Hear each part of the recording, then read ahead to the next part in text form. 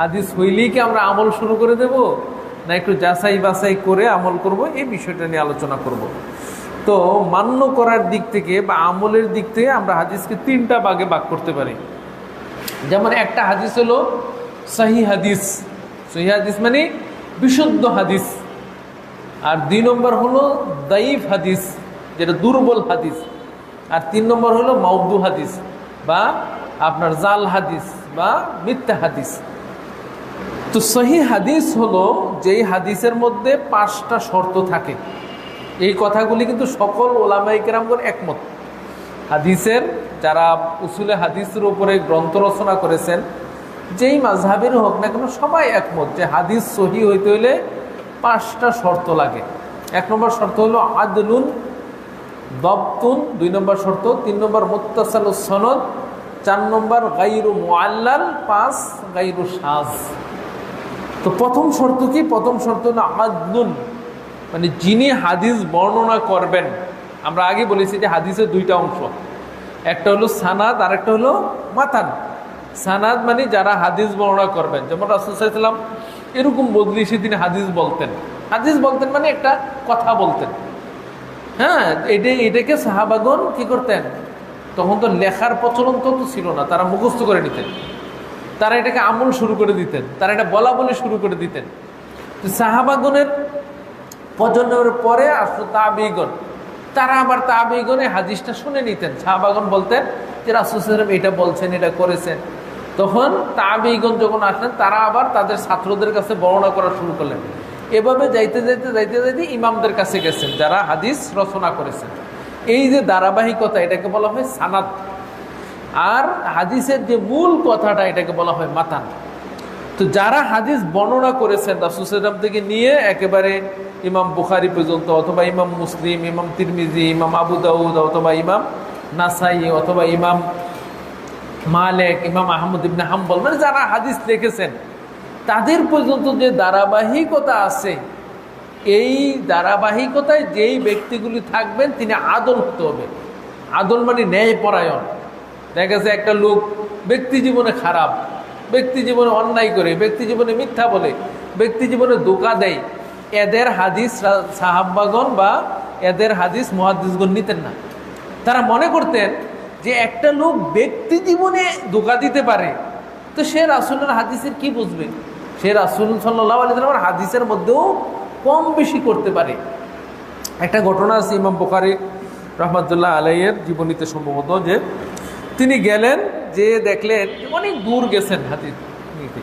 তিনি দেখলেন যে যার কাছ থেকে তিনি হাদিসটা নিবেন, তিনি উটকে ধরার জন্য তার যে জামা আছে, জামার মধ্যে বুঝাচ্ছেন উসকে যে খাবার আছে।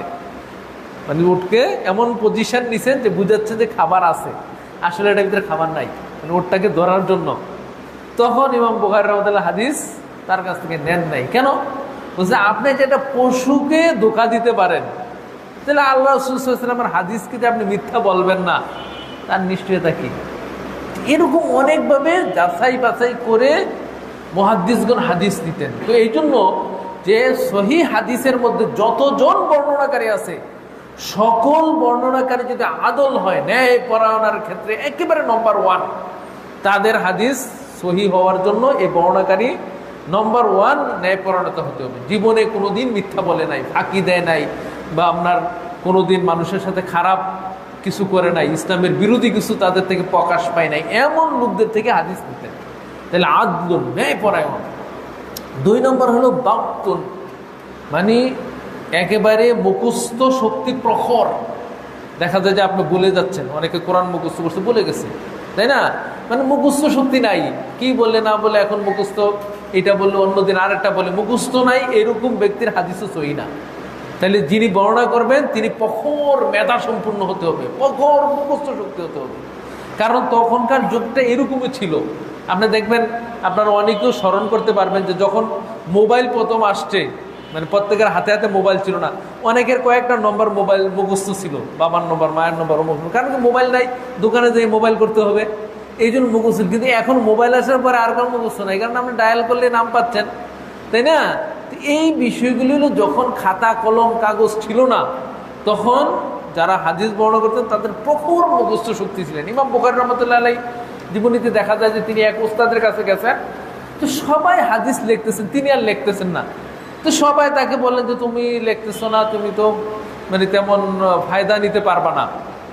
তখন দেখা গেছে যে কয়েকদিন হাদিস শিকার পরে তখন বলছে যে তোমরা যে লেকশন বলো, তো লিখতেও তো অনেক সময় ছুটে যেতে পারে, ভুল হইতে পারে। তো তারা হাদিস বলতেছেন আর ইমাম বুখারী রাহমাতুল্লাহ বলতেছেন এখানে ভুল আছে, তুমি এই শব্দের পরিবর্তে এইটা লেখছো, এটার পরিবর্তে এইটা লেখছো। মানে এত মেধা ছিল, আল্লাহু আকবার। তো এই হাদিস সহিহ হওয়ার জন্য যিনি হাদিস বর্ণনা করবেন তার মধ্যে এইরকম প্রখর মেধা শক্তি থাকতে হবে যে তিনি বলে যাচ্ছেন এরকম যাতে না হয়। 3 নম্বর শর্ত হলো মুত্তাসালুস সনদ, সনদের মধ্যে ধারাবাহিকতা থাকতে হবে। যে আপনি শুনছেন, কার কাছে শুনছেন? বলে যে আমি আমার উস্তাদ অমুক কাছে শুনছি। কোথায় অমুককে শুনতে পাইছেন? বলে আমি ঢাকার অমুক জায়গায় পাইছি। তখন তারা আবার চেক করতো যে এই উস্তাদের যে নাম বলছেন তিনি কি ঢাকার অমুক জায়গায় ছিলেন কিনা কোনোদিন। তখন যখন দেখা যায় না, তো তিনি তো ছিলেন না, তাহলে কিন্তু মুত্তাসালুস সনদ হয় না। কারণ তখন যখন বাগদাদে কারা কারা দাঁড় দিতেন, মিশরে কারা কারা দাঁড় দিতেন, মক্কাতে কারা কারা দিতেন জানা ছিল। সুতরাং আমি একজনের নাম বলবেন আর উনি এই জায়গায় ছিল না, তখন কিন্তু মুত্তাসালুস সনদ, মানে যার কাছ থেকে আপনি বলছেন তার সনদ। অথবা দেখা যেত যে আপনি যার কথা বলতেছেন তার জন্ম মৃত্যু, আপনার জন্ম মৃত্যু, পড়ালেখার সময়, এইগুলি তারা চেক করতো। চেক করে যখন দেখতেন হ্যাঁ ঠিক আছে, কারণ আপনার পড়ালেখার বয়স আছে না একটা, যেমন আপনি 10 বছর 8 বছর আপনি হাদিস বর্ণনা করতেছেন, তাহলে তো হবে না। অথচ উনি 2 বছর আগে মারা গেছে, কিন্তু আপনি বলতেছেন যে আমি তখন লেখাপড়া করেছি। এইরকমভাবে মুত্তাসালুস সনদ যখন হয় তাহলে হাদিস সহিহ হবে। তাহলে 1 নম্বর হলো আদলুন, ব্যক্তিরা ন্যায়পরায়ণ হবে। 2 নম্বর হলো ব্যক্তি প্রখর মেধা সম্পূর্ণ হবে। 3 নম্বর হলো সনদের ধারাবাহিকতা থাকবে। তাহলে এই দুইটা হলো পজিটিভ। আর নেগেটিভ যে দুইটা থাকবে না সেটা হলো গায়রু মুআল্লাল ওয়ালা শায। মুআল্লাল বলা হয় সূক্ষ্ম ত্রুটি, দেখা যায় যে কোরআনের বিপরীত হাদিস চলে আসছে, কোরআনের আয়াতের বিপরীত হাদিস চলে আসছে, তখন এইগুলি হাদিস সহিহ হবে না। আর হলো শায বলা হয় যে আপনার একেবারে প্রসিদ্ধ ঘটনার বিপরীত। হ্যাঁ, প্রসিদ্ধ একটা ঘটনা ঘটেছে কিন্তু দেখা যায় যে হাদিসের বিপরীত চলে আসছে। এই 5টা শর্ত যদি হয় তাহলে হাদিসটা কি হবে?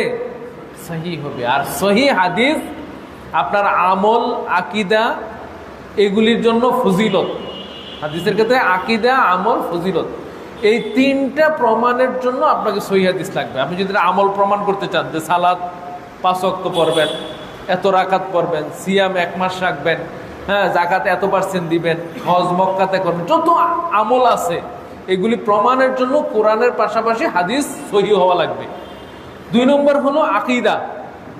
আকীদা কি? যে আকীদাগত যত বিষয় আছে, যে আল্লাহ সুবহানাহু ওয়া তাআলার ব্যাপারে, কোরআনের ব্যাপারে, তারপর নবীর ব্যাপারে, আখিরাতের ব্যাপারে, আকীদাগত যত বিষয় আছে, মানে বিশ্বাস যেগুলি আমরা করি, এগুলির জন্য সহিহ হাদিস লাগবে। আরেকটা আছে ফাদায়েল, মানে আমলের ফজিলত বর্ণনার জন্য সহিহ হাদিস লাগবে। তাইলে এই সহিহ হাদিস দিয়ে আপনি আকীদা প্রমাণ করতে পারবেন, আমল করতে পারবেন এবং ফজিলত বর্ণনা করতে পারবেন। মানে হাদিস যদি সহিহ হয়ে যায়, এটা আমল, আকীদা, ফজিলত যাই হয় না কেন মানতে কোনো সমস্যা নাই। 2 নম্বর যে হাদিস আসছে সেটা হলো দঈফ হাদিস, দুর্বল হাদিস। দুর্বল হাদিস কাকে বলে? দুর্বল হাদিস হলো যেই হাদিসের মধ্যে সহিহ হাদিসের যে 5টা শর্ত তার এক অথবা একাধিক শর্ত নাই।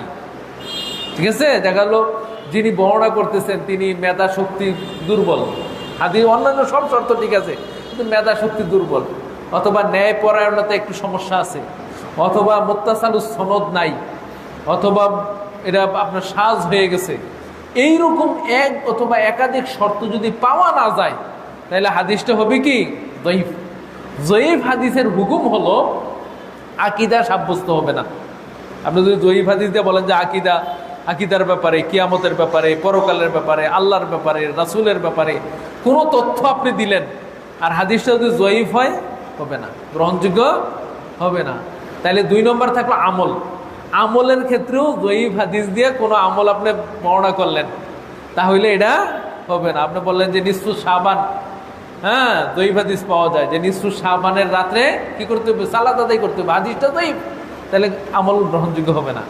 তাইলে জয়ীফ হাদিস দিয়ে আকীদাও হবে না, আমলও হবে না, থাকলো কি? ফজিলত। এই ফজিলত সাব্যস্ত হতে পারে, ওলামায়ে কেরামগণ বলছেন ফজিলত হতে পারে, তবে শর্ত আবার তিনটা শর্ত যদি হয় তাহলে দয়ীফ হাদিস দিয়া শুধুমাত্র ফজিলত সাব্যস্ত হতে পারে। তিনটা শর্ত কি? 1 নম্বর শর্ত হলো যে হাদিসটা অত জয়ীফ হবে না, মানে ধরেন একটা শর্ত বাদ গেছে কিন্তু দেখা গেল 4টা শর্তই নাই, তাইলে কিন্তু হবে না, একটা অথবা 2টা এরকম হইতে পারে, মানে হাদিসটা অত দুর্বল হবে না, কম দুর্বল হবে। 2 নম্বর শর্ত হলো যে এই হাদিসটা অন্য মানে এমন আমলের ফজিলত বর্ণনা করতেছে যেই আমলের ফজিলত এবং আমল অলরেডি সাব্যস্ত, মানে এমন একটা ফজিলত বর্ণনা করতেছে যেটার অন্য হাদিস দ্বারা ফজিলত সাব্যস্ত না, তাইলে হবে না। যেমন উদাহরণ দেই, যেমন মদিনার ফজিলত, মসজিদে নববীর একটা ফজিলত আছে, সেটা হলো যে কেউ যদি মসজিদে নববীতে সালাত আদায় করে 1 রাকাত তাহলে সওয়াব হবে 1000 রাকাত। এটা কিন্তু সহিহ হাদিস দ্বারা প্রমাণিত। আর মক্কাতে 1 লক্ষ। কিন্তু জয়ীফ একটা হাদিস আসছে যে মদিনাতে যদি কেউ সালাত আদায় করে 1 ওয়াক্ত তাহলে তার 50,000 রাকাত সওয়াব হবে। এখন মুহাদ্দিসগণ বলছেন যে এই হাদিসটা আশা করা যায়, কারণ মদিনার ফজিলত সহিহ হাদিস দ্বারা আসছে, 1000 এটাও সহিহ হাদিস দ্বারা আসছে। এখন জয়ীফ হাদিস দ্বারা 1000-এর পরিবর্তে 50,000 আসছে, অথবা 10,000 সম্ভবত আসছে, তাইলে এইটা আল্লাহ ইচ্ছা করলে দিতেও পারেন, আমরা আশা রাখতে পারি। তাইলে এমন বর্ণনা জয়ীফ হাদিস হইতে হবে যেটা আমল সহিহ হাদিস দ্বারা সাব্যস্ত, হ্যাঁ এইটার ফজিলত হইতে পারে। কিন্তু দেখা গেল এমন এক হাদিস বর্ণনা করতেছে জয়ীফ হাদিস দ্বারা যেটা আসলে ভিত্তি নাই কোনো, এটা তাহলে হবে না। এটা হলো 2 নম্বর শর্ত। 3 নম্বর শর্ত হলো আরো কঠিন শর্ত, আপনি বিশ্বাস করবেন যে এটা রাসূলের হাদিস হতেও পারে নাও হতে পারে, সন্দেহ হইতেও পারে, ফজিলত পাইতেও পারি নাও পাইতে পারি। তাহলে দেখেন জয়ীফ হাদিসের উপর আমল করার 3টা শর্ত, তাও ফজিলতের ক্ষেত্রে। আমল আর আকীদা তো জয়ীফ হাদিস দিয়ে হবেই না, এটা একেবারে এক সর্বসম্মতিক্রমে এটা মত উসুল হাদিসের মতে। তাইলে শর্ত 3টা কি? জয়ীফ এত বেশি দুর্বল হবে না। 2 নম্বর, এটা অন্য কোনো সহিহ হাদিস দ্বারা প্রতিষ্ঠিত আমলের ফজিলত হতে হবে। আর এইটা আমল করার সময় আপনি দৃঢ় বিশ্বাস করতে পারবেন না যে এইটাই রাসূল সাহেব বলছেন, বরং আপনার সন্দেহ থাকতে হবে যে আল্লাহ হয়তো বলছেন অথবা বলেননি। 3 নম্বর হলো মাউদু হাদিস, মিথ্যা হাদিস। এই মিথ্যা হাদিস দ্বারা আকীদাও হবে না, আমলও হবে না, ফজিলত হবে না। মিথ্যা হাদিস কোনো ক্রমেই বর্ণনা করা যাবে না। এবং আরেকটা বিষয় হলো যে জয়ীফ এবং মাউদু হাদিস বলার ক্ষেত্রে আপনি শ্রোতাদেরকে বলে দিতে হবে যে আমি যে হাদিসটা বলছি এটা জয়ীফ হাদিস, আমি যে হাদিসটা বলতেছি এটা মিথ্যা হাদিস। প্রসঙ্গক্রমে বললেন আপনি, কিন্তু বলে দিতে হবে যে হাদিসটা যা বললাম এটা জয়ীফ হাদিসে আসছে অথবা মাউদু হাদিসে আসছে। তাহলে সম্মানিত উপস্থিতি, আমরা আজকে এখানে এতটুকুই রাখছি যে আমলের দিক দিয়ে হাদিস হলো 3 প্রকার। একটা হলো সহিহ হাদিস, যেটা যারা আপনার আকীদা, আমল, ফজিলত সবই আমরা সাব্যস্ত করতে পারবো। 2 নম্বর হলো জয়ীফ হাদিস, যেটা দ্বারা আমরা আকীদা সাব্যস্ত করতে পারবো না, আমল সাব্যস্ত করতে পারবো না, ফজিলত সাব্যস্ত করতে পারবো, তাও 3টা শর্তে।